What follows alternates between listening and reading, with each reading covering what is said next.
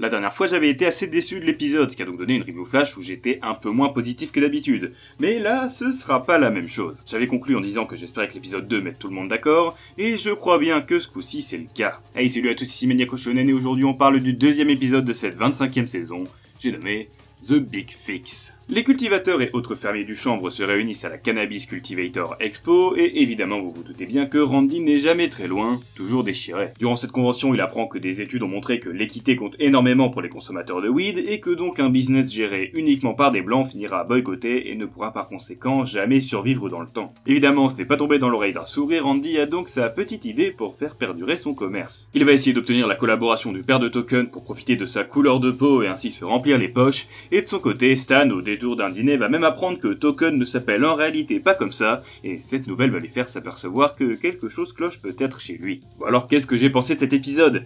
Eh ben ce coup-ci, je suis beaucoup plus satisfait. C'était un épisode très drôle, acide, et qui en plus se permet de chambouler grandement la continuité de la série. Tout d'abord, Randy essaie évidemment de trouver une solution pour résoudre le problème posé pendant la conférence du début, puisqu'en effet, Tech Lady Farm est un business entièrement blanc.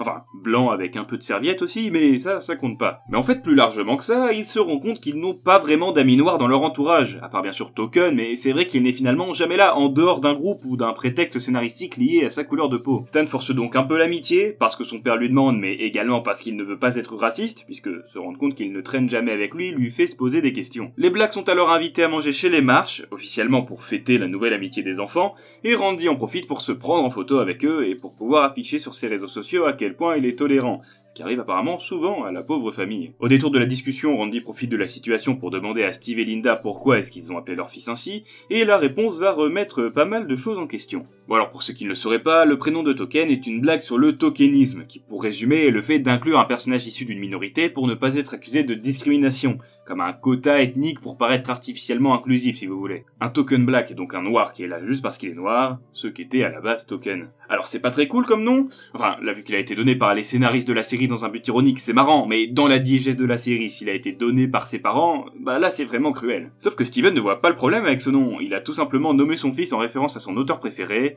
J.R.R. Tolkien. Puisque oui, il ne s'appelle en réalité pas Token, son nom est et a toujours été Tolkien, et ça paraît extrêmement raciste d'avoir pensé qu'il s'appelait ainsi. La blague marche surtout en anglais parce que Token et Tolkien sonnent de la même façon, mais pour le coup en français ça risque d'être compliqué à traduire. Et ce qui est encore plus drôle, c'est qu'il n'y a que Stan et son père qui avaient compris le nom de Token comme une blague. Bon, et à nous les spectateurs aussi évidemment, mais tout le monde à South Park a toujours su que son nom s'écrivait T-O-L-K-I-E-N. Kyle le confirme à Stan sans trop comprendre comment son nom pourrait être compris différemment, et même Cartman affirme qu'il le savait également, expliquant sa façon d'écrire Token's Life Matter sur son t-shirt dans la saison 20 par une simple ignorance de l'orthographe. Bon, on voit son nom écrit à plein d'autres moments dans la série, et les scénaristes devaient être parfaitement au courant, mais en même temps, impossible de tout justifier, et ils ont juste parlé du plus évident, surtout que c'est aussi ça la blague, un retcon sans prévenir, alors que tout le monde sait très bien qu'il y a même pas une semaine, il s'appelait encore Token. Mais bon, histoire de citer quelques moments où on a vu son nom écrit de cette manière, je pense que les plus remarquables sont La Liste, ou même toujours plus bas, et Wing, où il écrit lui-même son nom de cette façon. Après en soi c'est vrai que le nom de Token n'a pas été tant montré que ça, même sur ses papiers d'identité dans le post-Covid on ne voyait pas son nom apparaître, peut-être que donc ils avaient déjà l'idée de cette intrigue à ce moment-là. Mais en résumé ça veut dire que maintenant on va devoir l'appeler Tolkien, et personnellement après toutes ces années ça va pas être évident de s'y habituer. En tout cas la négation du passé a déjà bien commencé, puisque c'est marrant de voir que son nom a déjà été modifié partout sur les wikis, sur le site officiel et même sur Phone Destroyer. Par contre après cette nouvelle, Stan se rend donc compte qu'il est peut-être raciste et qu'il va devoir régler ça. Sa visite chez le docteur va lui confirmer ses craintes, et d'ailleurs penser que Tolkien s'appelait Token est tellement raciste qu'il se fait allègrement engueuler, et nous aussi les spectateurs au passage, pour avoir osé penser que des parents noirs appelleraient vraiment leur fils Token. À ce niveau-là, le docteur remplit le quota de blagues méta pour l'épisode. Les seules potentielles solutions qu'il donne à Stan pour essayer de s'améliorer sont donc de passer beaucoup de temps à lire avec le point de vue que pourrait avoir un afro-américain, ce qui pourrait permettre à Stan de mieux comprendre ce que ressent son ami Tolkien. Il veut réellement changer, a honte d'avoir été dans l'erreur toutes ces années, et s'exécute donc immédiatement en s'enchaînant toute l'œuvre de Tolkien. Bon, sauf qu'il a pas tout à fait compris ce que ça voulait dire, parce qu'au lieu de lire avec le point de vue d'un noir, il se contente de tout lire avec en tête la voix d'un narrateur avec un accent d'afro-américain cliché. Mais bon, le principal c'est qu'il lise, et ça va apparemment beaucoup lui apporter. Il vient expliquer à la classe puis à l'école qu'il avait mal interprété les écrits de Tolkien, que tout le monde devrait également les étudier, et en même temps il essaie de voir si d'autres enfants s'étaient trompés sur le nom de Tolkien, mais il est vraiment bien le seul. Stan s'est alors transformé en pro du Seigneur des Anneaux en se lançant à corps perdu dans toutes ses lectures pour essayer de changer et de transformer sa culpabilité en quelque chose de plus positif. Il passe par des moyens détournés pour essayer de montrer qu'il n'est pas raciste et que ce serait bénéfique pour tout le monde de lire Tolkien afin de mieux comprendre leurs camarades et qu'ils ne se retrouvent pas isolés, mais il est tellement persuadé de faire la bonne chose qu'il ne voit pas les incohérences entre ses paroles et ses actes quand il force Tolkien à rester tout seul dans le couloir. À vrai dire, personne ne comprend même comment on peut mal interpréter son nom. Ça me fait un peu penser à la finalité du drapeau de South Park dans Chef pète les plombs. Les enfants ne sont tellement pas racistes qu'ils n'ont même pas songé à la possibilité que Tolkien s'appelle Token, ce qui renforce l'image de gros connard raciste de Stan, et ça s'applique par la même occasion à nous les spectateurs. Bon, par contre je trouve que le running gag avec Stan finit par un peu s'essouffler. Les deux scènes à l'école faisaient presque doublon et on a bien compris que Stan ne voulait pas assumer ses torts. Mais Tolkien révèle finalement qu'il n'aime même pas le Seigneur des Anneaux et que tout ça le gonfle profondément. Il vient alors voir Stan chez lui pour lui demander ce qui lui arrive parce qu'il a du mal à suivre tout ce qui se passe, et le jeune Marge qui se rend compte qu'il ne fait qu'enchaîner les erreurs décide donc d'être franc, assume ses erreurs et explique à Tolkien la vérité. Celui-ci est évidemment choqué mais accepte de pardonner à Stan. Il comprend au moins un peu mieux ce qui s'est passé ces derniers jours et de toute façon il n'a pas beaucoup le choix parce qu'il vient tout juste de déménager juste à côté avec sa famille. Stan est heureux, il n'est plus tout seul et ce sera l'occasion de développer son amitié avec Tolkien, mais ce n'est pas l'avis de son père qui ne récolte finalement que ce qu'il a semé plus tôt. En effet, Randy, suite au repas de famille avec les Blacks, essaie de ramener Steve dans son business, peu importe ses compétences ou la dénomination du job. Ce qui compte, c'est qu'il fasse partie de Tegridy Farm et que les clients le sachent. Randy lui explique donc rapidement ce qu'il y a à savoir sur la cultivation de weed, en expliquant bien qu'il suffit de 6 jours entre la récolte et le produit fini, parce que, si vous l'aviez oublié, Tegridy Farm est assez souvent utilisé comme une métaphore de la série, et il précise d'ailleurs après que ça demande beaucoup d'énergie. J'espère que c'est pas trop galère pour l'équipe actuellement, en tout cas bon courage à eux pour la saison, surtout qu'on n'a même pas encore d'infos sur le nombre d'épisodes qu'il y aura. On apprend par la même occasion le métier du père de Tolkien, conseiller financier, même s'il était avocat dans les riches des bars, mais bon, il a dû changer de boulot entre temps, et il accepte finalement d'aider la ferme, mais en tant que conseiller financier dans son entreprise. Cependant, c'est mal connaître Randy que de penser qu'il allait s'arrêter là, et Steve découvrira en prenant sa voiture que des photos prises précédemment ont été utilisées pour faire de la pub à Tegridy Farm, en montrant ostensiblement Monsieur Black en tant qu'associé. Photos qui avaient été prises pendant la visite des cuves, comme quoi Randy avait tout manigancé en engageant à l'avance ce photographe qui est d'ailleurs un color swap de Tony Hayward, le président de BP dans la trilogie du Coon. J'ai aussi remarqué que Steve avait Joe Mama comme plaque d'immatriculation, et quand j'ai essayé de faire des recherches pour savoir d'où ça venait, je suis d'abord tombé sur ça.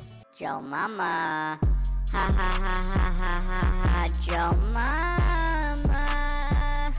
ha ha ha, Joe Mama, you just got pwned.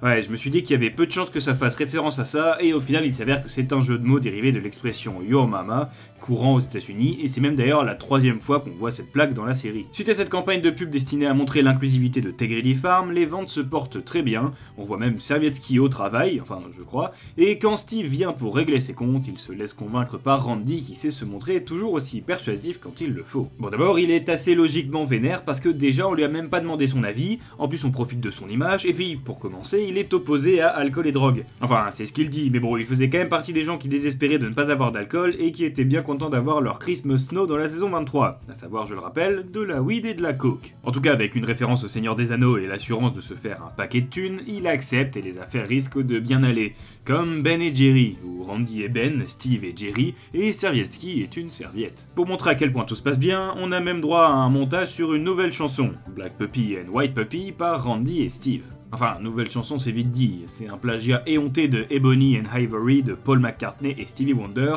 et d'ailleurs je soupçonne le moment du tribunal d'être une référence au fait qu'ils n'aient juste pas eu les droits d'utilisation de la chanson, et que du coup ils ont fait leur version contrefaite. Bon du coup la chanson pue la merde autant dans le chant que dans la symbolique claquée et les photos stock de chiens, mais ça la rend vraiment hilarante, vraiment j'aime beaucoup cette scène. Un peu plus tard, Randy et Servietsky se défoncent sur un remix rap de Black Puppy and White Puppy, qui parodie Rack City de Taiga, et lorsque leur nouveau collaborateur surgit pour leur proposer des idées, ils rejettent tout en bloc. Les suggestions du père de Tolkien sur les Wits des différentes races de la Terre du Milieu, et même toutes ces idées plus généralement, sont tout simplement ignorées. Il semble maintenant évident qu'il n'a été engagé que pour faire de la figuration, et c'est la goutte d'eau pour Steve qui décide alors de claquer la porte. On pensait que cet abandon n'était qu'un retour au statu quo pour Randy, peut-être qu'il allait devoir apprendre de ses erreurs et même s'intéresser réellement à ce qu'un Afro-Américain pourrait apporter à son commerce d'autre que des bénéfices, mais donc comme je l'ai déjà dit, à la place Monsieur Black se sert de ce qu'il a appris pour devenir un concurrent direct, et maintenant une nouvelle ferme est arrivée, Credigree Weed. Le père de Stan s'est fait avoir à son propre jeu, c'est celui de Tolkien qui se sert à présent de la culture noire pour vendre ses produits, et il est en plus beaucoup plus légitime que Randy. Il se met même à parler en prenant un accent de noir caricatural pour mieux vendre, comme le faisait Randy avec son accent fermier hypocrite, et la situation est maintenant radicalement différente puisque la guerre de la weed est déclarée.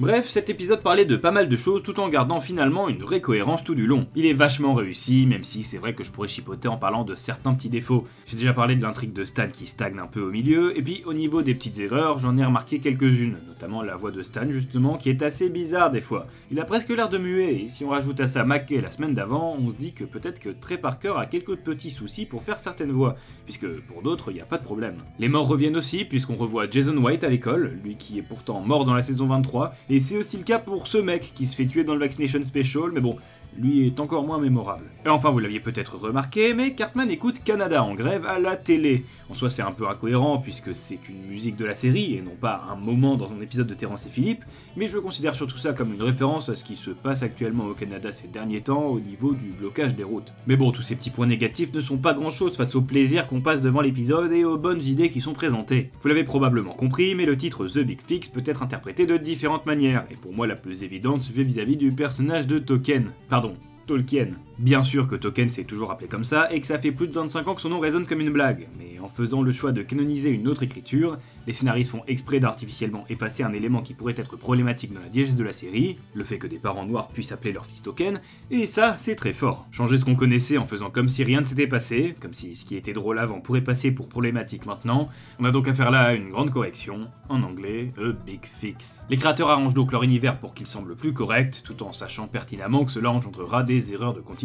Puis en plus ils en rajoutent une couche avec l'humour méta, comme le docteur qui revient à la fin pour nous rappeler que le problème c'est pas eux, c'est nous les horribles racistes qui ont pensé ainsi pendant toutes ces années. Après entre Stan et Randy, on a deux réactions très différentes vis-à-vis de la famille Black et des relations qu'ils entretiennent avec. Quand il se rend compte qu'il n'est pas proche de Token, Stan tente à tout prix de s'éloigner des schémas de pensée qu'il avait jusque-là puisqu'il pense que ses croyances font de lui quelqu'un de raciste, alors que son père lui au contraire essaie de capitaliser un maximum sur Steve et n'a qu'une démarche intéressée envers ce dernier. Mais finalement Stan n'est pas mieux que son père quand il s'agit d'agir, il prend les décisions qui l'arrangent le plus et n'écoute pas ce que Tolkien a à dire, principale différence avec son père étant qu'il ne cherche pas à s'enrichir mais plutôt à se donner bonne conscience en justifiant ses erreurs du passé. Ils sont donc similaires dans leur égoïsme, à des degrés différents quand même, et finissent tous deux par exclure ceux qu'ils prétendent vouloir aider. Pour l'un c'est inconscient et pour l'autre parfaitement voulu. On a donc retrouvé Credigree Farm, mais en tout cas moi j'ai trouvé ça assez juste. Ça en faisait pas des tonnes comme certains épisodes de la saison 23 par exemple, et j'aimerais bien savoir ce qu'en ont pensé ceux qui saturaient déjà de Randy et de sa ferme. Là j'ai l'impression que le sujet était bien trouvé. Parler des sociétés qui embauchent certaines personnes juste pour leur apparence et leur ethnie dans le but de paraître inclusif, ça changeait des traditionnels délires de Randy ou des métaphores sur la série. Mais alors une question on ne peut plus logique se pose.